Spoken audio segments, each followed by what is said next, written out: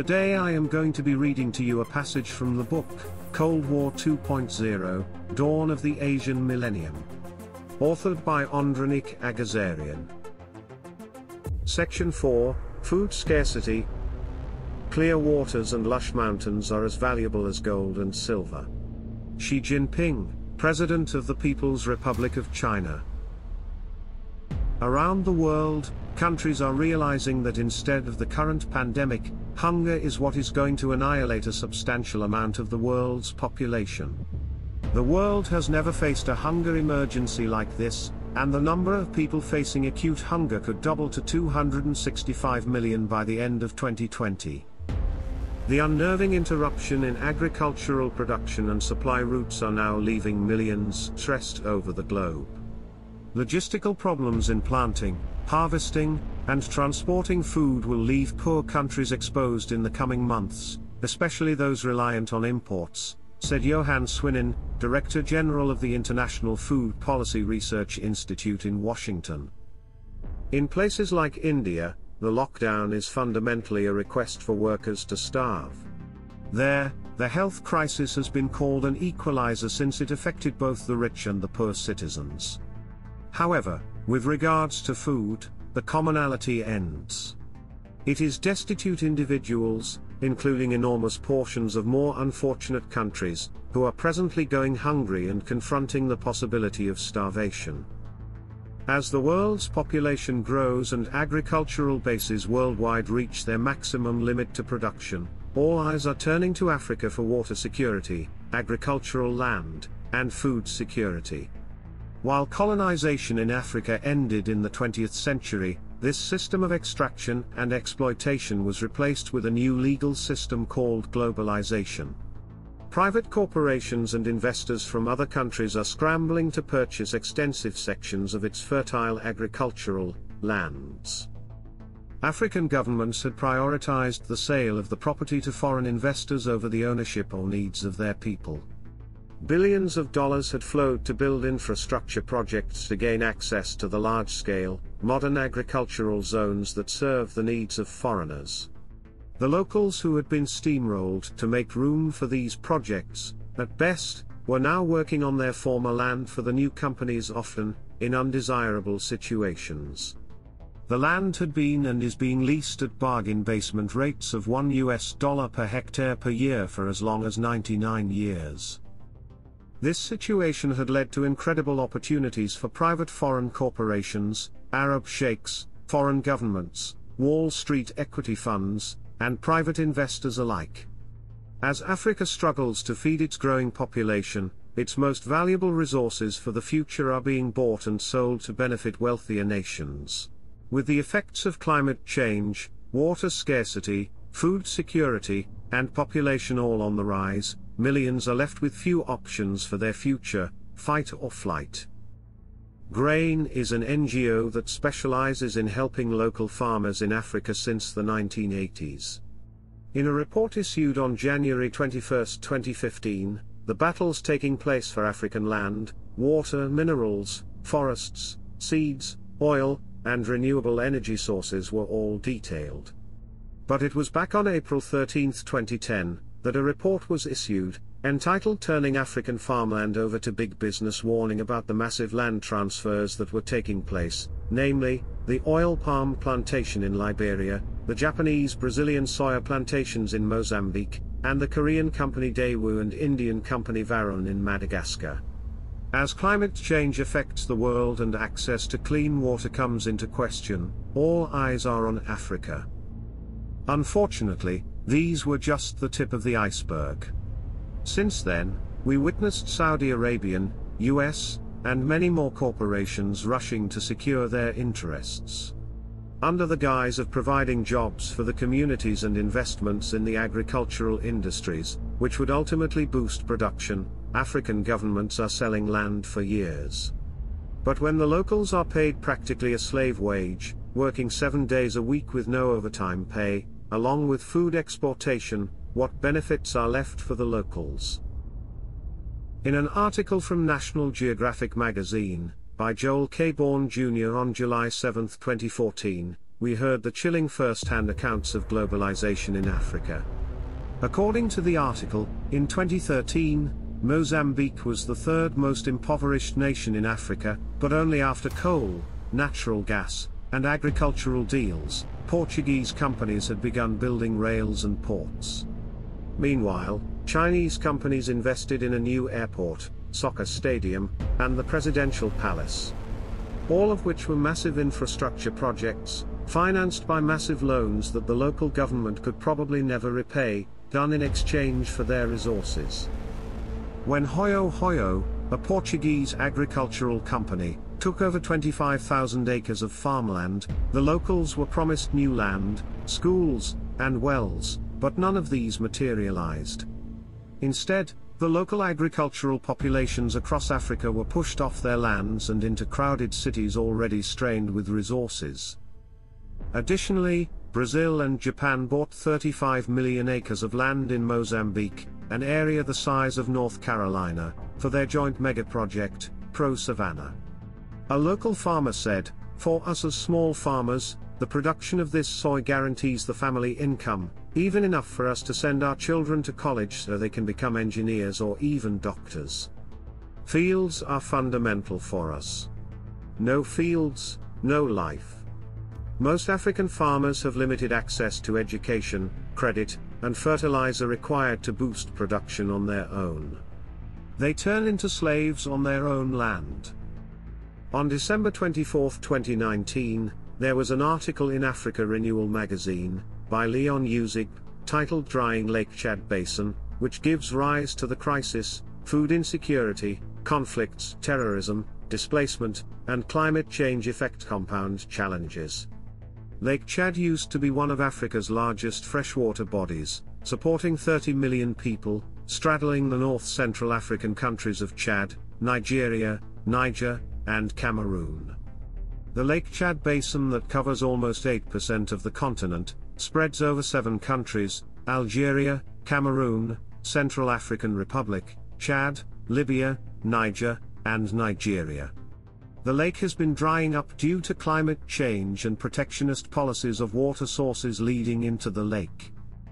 Since the 1960s, the lake has shrunk by 90%, mostly due to the booming local population, forcing families to look for other places with water. As the humanitarian situation becomes direr, we have seen the radicalization of the area through militant groups, such as Boko Haram. These militants terrorize the remaining locals, forcing even more migrations and atrocities. What is the driving force behind these acquisitions? Over in the US, the situation for farmers has been quite dire for a long time. Battling the complex effects of globalization, climate change, water scarcity, and geopolitics, the golden age of farming in the US has come to an end. On January 28, 2020, the US courts revealed that since 2014, bankruptcies in the US agricultural sector have been rising each year.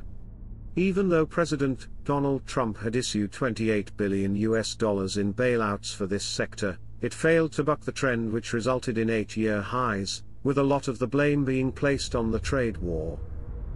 In a report titled Implications of Water Scarcity for Water Productivity and Farm Labor, published on January 20, 2020, by James F. Booker and W. Scott Trees, we learned how water scarcity in the US was affecting farmers.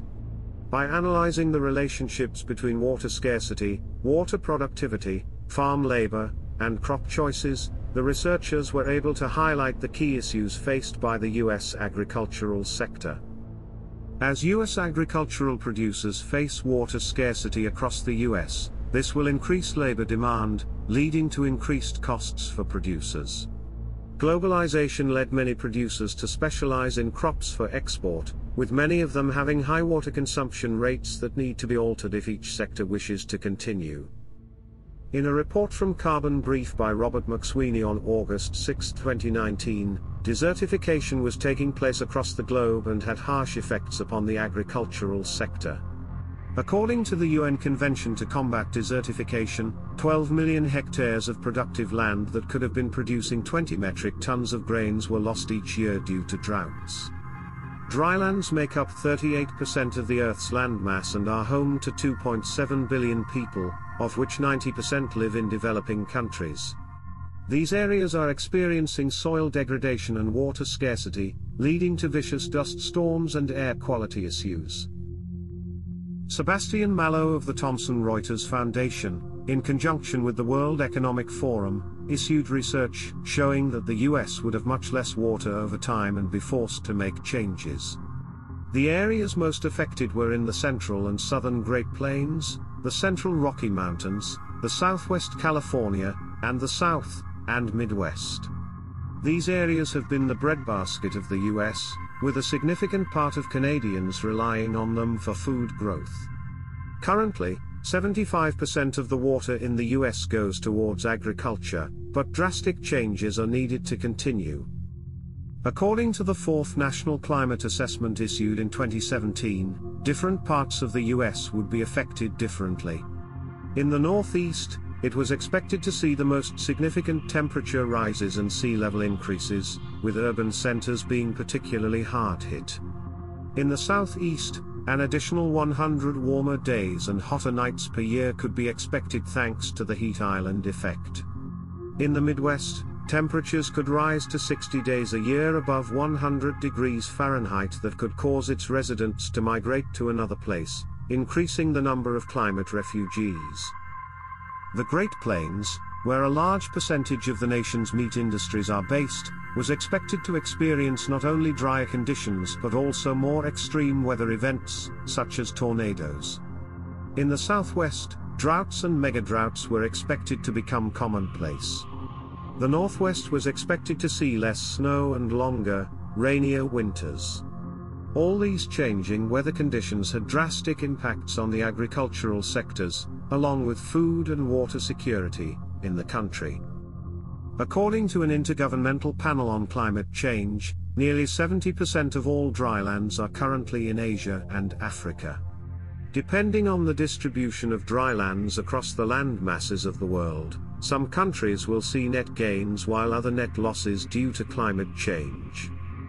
China has taken the initiative to fight climate change head-on in its northern regions, and data from satellites are showing progress in these areas. In recent years, to battle desertification, China began building a new green wall, with much smaller initiatives taking place in Mongolia, Turkey, Algeria, and Iran. Under President Xi Jinping, environmental issues have taken precedence over development. China is leading the world in combating climate change, planting over 80 billion trees since 1980, according to a report from Generation Progress. Previously, almost 1/4 of China was covered in desert. But their state forestry administration claimed that they were able to reduce sandstorms by 20% and desertification by 5,000 miles in recent years. These initiatives, along with the saltwater-grown rice from Yangzhou University, offered hope for the future. But there is a long way to go for most countries if they wish to offset the effects of climate change upon the food and water resources. Across large swaths of Africa and Asia are pests voraciously ravaging the crops from East Africa to India, desert locusts, a type of grasshopper. Some of the swarms are the size of small cities and can travel upwards of 150 kilometers a day, so thick they block out the sun. When these pests descend upon an area, they can consume the crops in as little as 30 seconds. According to a report from the UN, a swarm of 40 to 80 million locusts can eat the same amount of food in a day as 3 million people. The devastation was so severe that the UN issued a warning of the possible food shortage and famines due to the locust infestation. Pakistan was even forced to declare a state of emergency amid an already tricky agricultural climate due to the wreck this outbreak had cost them. In India, Bhagirat Chaudhry, the director of the New Delhi-based South Asia Biotechnology Center, said, "We have never, ever seen what we have in the last 6 months in India, never in the history."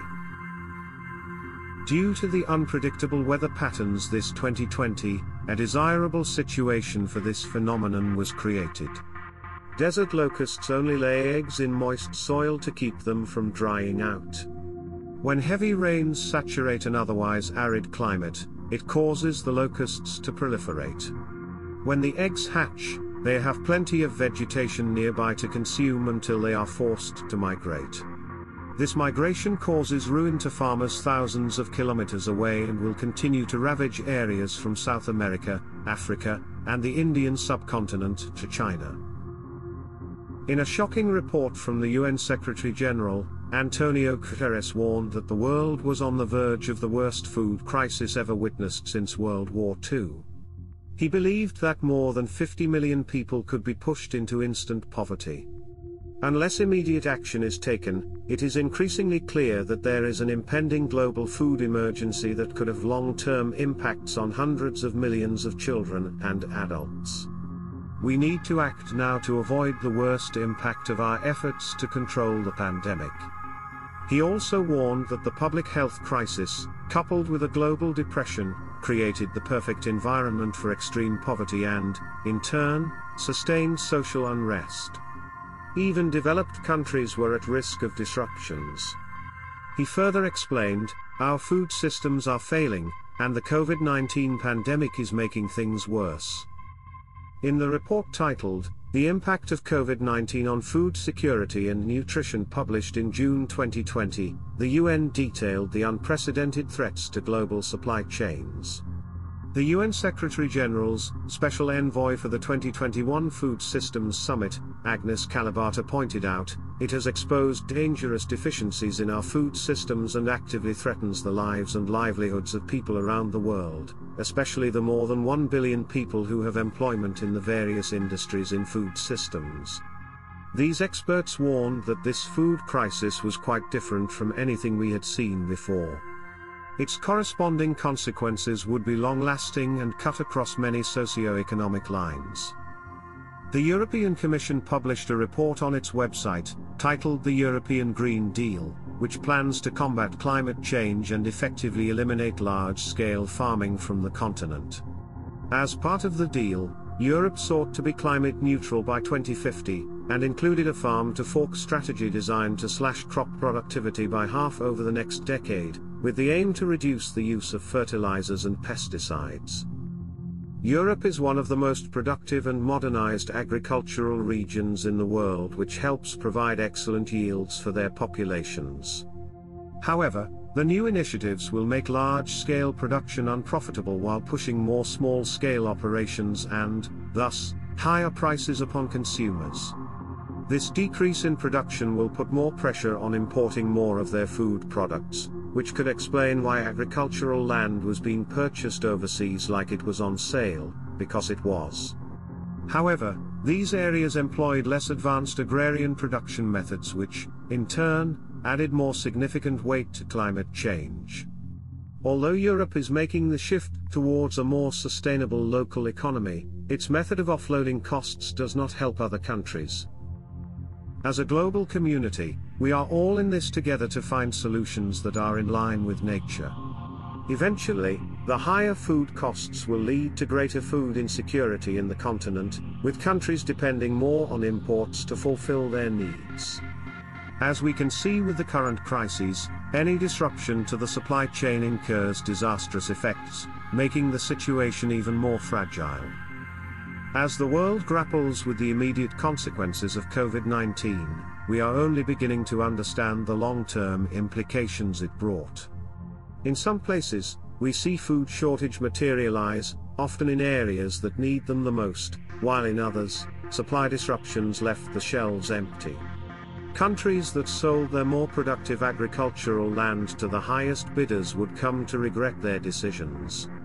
Social upheavals and migrations will become the norm, with the likelihood of spilling over into the political realm. Corruption in governments has allowed for the takeover of food production in the developing world, and it is all thanks to globalization. Lack of access to resources has led to increased sectarian violence and radicalization in the local communities. This lack of foresight has, in turn, forced those looking for a better life to migrate to where they can gain access to resources, causing the mass movements of people on unprecedented scales. As unpredictable weather patterns continue to hamper the hard work of farmers, along with the rising demand for agricultural access, conflicts and social unrest are expected to follow. There is a saying that all the money in the world is meaningless without clean air to breathe, fresh water to drink, and fresh food to eat. Food scarcity will come to play a leading role in the coming years as each nation battles to secure their interests, sometimes at the expense of others. However, regardless of whether these situations are anthropomorphically or naturally caused, they will result in the same effects: fight or flight. If you enjoyed this passage from the book, Cold War 2.0, Dawn of the Asian Millennium, then I encourage you to pick up a copy from the Amazon link in the description below. It is available in paperback and on Kindle. If you find this content interesting, please don't forget to like and subscribe. Sharing is caring, so share this with your friends and family. Stay tuned for more content like this in the near future.